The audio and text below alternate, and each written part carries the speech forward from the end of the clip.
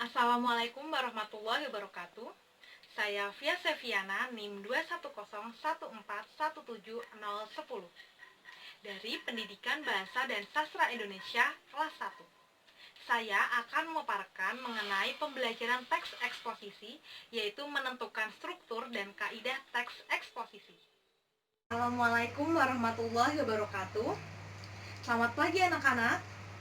Bagaimana kabar kalian? Semoga kalian selalu sehat ya. Nah, sebelum memulai pelajaran hari ini, alangkah baiknya kita berdoa terlebih dahulu agar ilmu yang kita peroleh dapat bermanfaat. Berdoa menurut kepercayaan dan agama masing-masing. Berdoa dimulai. Nah, hari ini kita akan belajar mengenai teks eksposisi. Pada minggu lalu kita pernah mengulas dan membahas sedikit tentang pengertian teks eksposisi. Nah, di sini ada yang masih ingat apa itu teks eksposisi? Ayo, siapa yang ingin berpendapat? Apa itu teks eksposisi? Ayo, dia berpendapat. Iya, Raffi? Baik, ada lain? Ya, Poppy? Nah, bagus. Ibu akan sedikit mengulas mengenai pengertian teks eksposisi. Teks eksposisi adalah teks yang berisi pendapat-pendapat atau argumen dari penulis atau bersudut pandang dari penulis tersebut untuk dikeluarkan, tapi dalam tulisannya tersebut harus berupa fakta-fakta yang mendukung agar dapat membujuk khalayak ramai atau pembaca dapat percaya terhadap apa yang ditulisnya. Seperti itu ya anak-anak.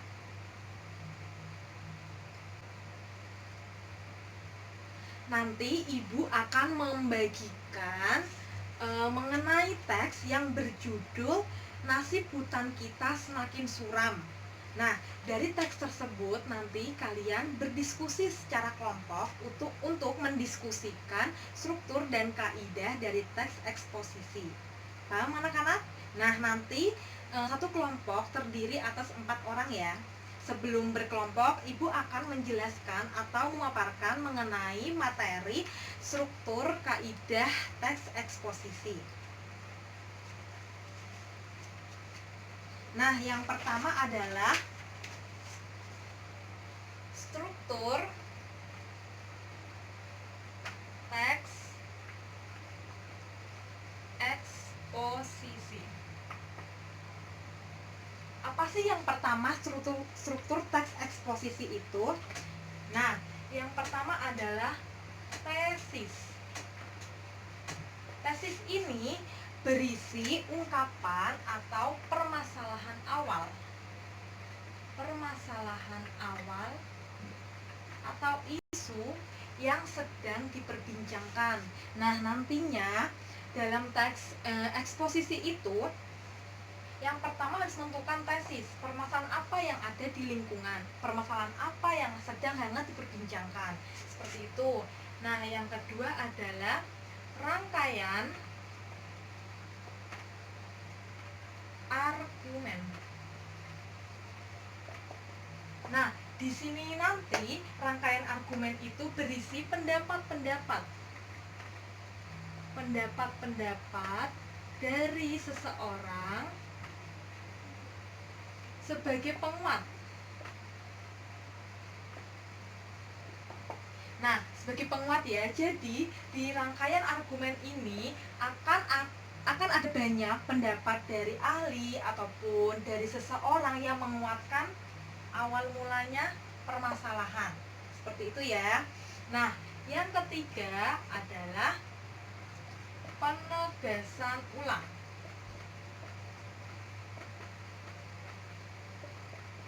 Penegasan ulang ini dapat dikatakan sebagai kesimpulan. Nah, kesimpulan dari keseluruhan ini. Nah, nanti di penegasan ulang ini penulis menegaskan kembali apa sih yang tadi dibicarakan atau apa sih yang tadi dibincangkan. Nah, seperti itu ya. Sudah paham anak-anak? sekarang kita ulang lagi. Yang pertama apa? Tesis. Nah, yaitu permasalahan awal atau isu yang sedang diperbincangkan. Yang kedua adalah rangkaian argumen. Nah, yang ketiga adalah penegasan ulang atau kesimpulan. Nah, dari ketiga ini nanti akan terciptalah suatu teks yang bernama teks eksposisi. Seperti itu ya.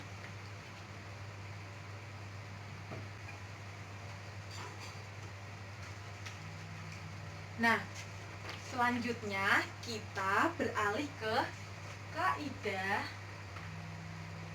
kebahasaan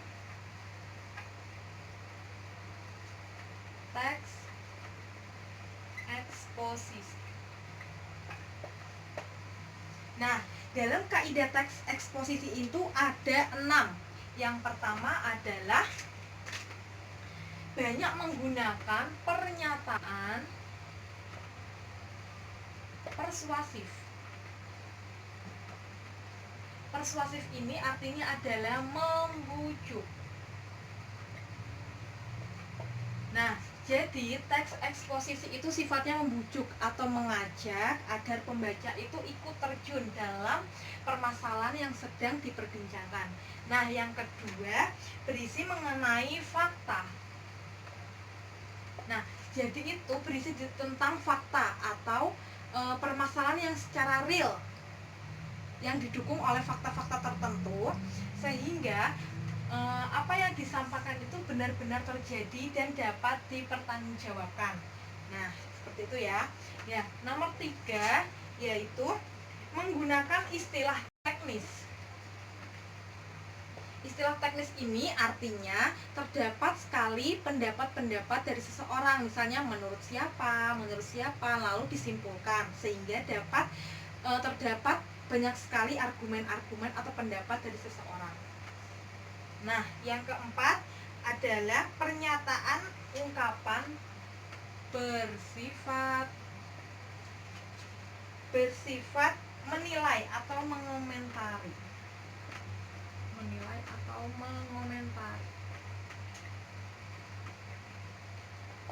Nah, di sini itu terdapat pendapat-pendapat dari seseorang, sehingga akan banyak sekali pendapat A, pendapat B, seperti itu ya. Nah, yang nomor 5 adalah menggunakan konjungsi. Kalian sudah tahu kan apa itu konjungsi? Nah, seperti ini misalnya ada kata dan, atau, namun, dan sebagainya. Nah, yang terakhir adalah menggunakan kata kerja material. Nah, kata kerja material itu misalnya seperti menulis, membaca, berpendapat, dan lain-lain. Nah, kalian sudah paham dari poin 1 sampai 5. Nah, ini adalah kaidah kebahasaan dari teks eksposisi. Nah, nanti kalau kalian masa kesulitan, kalian bisa bertanya kepada ibu tentang apa sih yang masih belum kalian pahami terkait kaidah kebahasaan teks eksposisi, karena pasti banyak sekali permasalahan atau kendala yang bersifat mana sih yang termasuk persuasif, bersifat fakta atau tidak, apakah sudah ada teknisnya, atau bersifat menilai atau mengomentari sudah ada atau belum, seperti itu. Seperti anak-anak yang berhitung dan membentuk kelompok. Satu kelompok terdiri atas 4 orang ya. Nah, nanti ibu akan membagikan teks yang berjudul Nasib Hutan Kita Semakin Suram untuk didiskusikan secara kelompok. Nah, dalam kelompok nantinya kalian berdiskusi menentukan apa saja sih struktur dari teks eksposisi, kemudian kaidah kebahasaan teks eksposisi itu apa saja. Nah, setelah itu nanti kalian maju ke depan untuk mempresentasikan hasil diskusi kalian bersama kelompok kalian. Nah, nanti setiap kelompok memberikan tanggapan atau komentar sehingga akan terjadi diskusi kelas. Mengerti anak-anak? Nah, sekarang ibu bagikan ya, ini teksnya, nanti kalian bisa. Nah, sudah? Ibu beri waktu 5 menit untuk mendiskusikan. Nanti siapa yang ingin bertanya atau mengalami kesulitan bisa bertanya ya.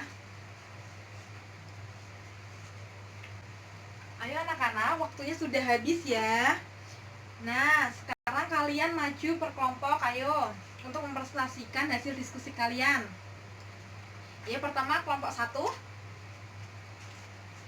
Ya, baik, berikan tepuk tangan. Selanjutnya kelompok 2. Silakan. Baik, terima kasih, tepuk tangan semuanya. Nah, semua kelompok sudah maju semua ya. Sekarang Ibu akan memberikan evaluasi terhadap pembelajaran hari ini. Nah, mari kita bahas bersama-sama ya. Pada teks yang berjudul apa tadi?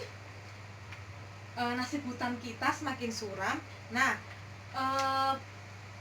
strukturnya yang pertama tadi apa? Tesis. Yang kedua adalah rangkaian argumen.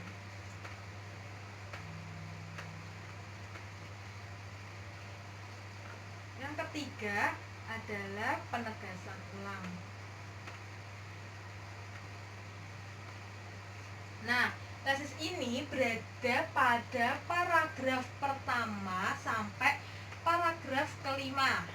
Ya, sudah diperhatikan. Nah, pada paragraf pertama dan sampai kelima ini penulis memperkenalkan permasalahan apa yang akan dibahasnya. Seperti itu kan? Nah, kalau rangkaian argumen ini terdapat pada paragraf ke-6 sampai paragraf ke-10. Di situ terdapat argumen-argumen dan pendapat-pendapat dari pemerintah, dari masyarakat, bahwa memang hutan semakin suram sekarang ya. Nah, yang ketiga adalah penulisan ulang terdapat pada paragraf ke-11 atau paragraf terakhir. Nah, dapat katakan bahwa penegasan ulang adalah simpulan dari keseluruhan ini. Nah, seperti itu ya anak-anak. Nah, sebelum mengakhiri pembelajaran hari ini, Ibu minta kalian untuk mencari contoh teks eksposisi dari berbagai sumber, lalu menentukan struktur dan kaidah kebahasaan dari teks eksposisi secara individu. Nah, tugas ini dikumpulkan minggu depan ya. Paham anak-anak? Nah, untuk mengakhiri pembelajaran hari ini, marilah kita bersama-sama mengucapkan hamdalah. Alhamdulillahirabbil alamin. Terima kasih anak-anak. Wassalamualaikum warahmatullahi wabarakatuh. Selamat siang.